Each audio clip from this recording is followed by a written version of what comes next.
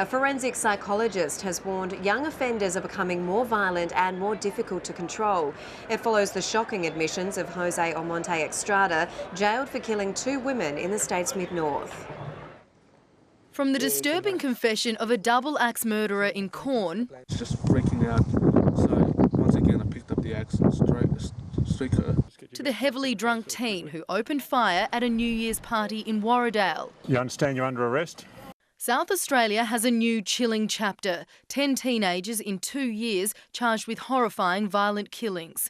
Trying to make sense of the unimaginable is forensic psychologist Dr Luke Broomhall, whose insight has been relied on by police in several of the murder cases.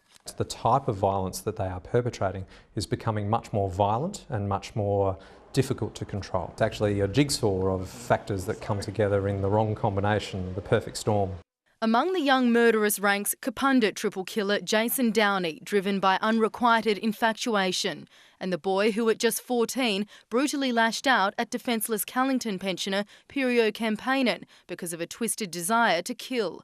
Just months later, 2 other boys, aged 16 and 17, murdered elderly Seacliff woman Anne Redman during a botched home robbery. Any murder's disturbing when it comes to an impact, because some families impacted somewhere, regardless of the type of murder.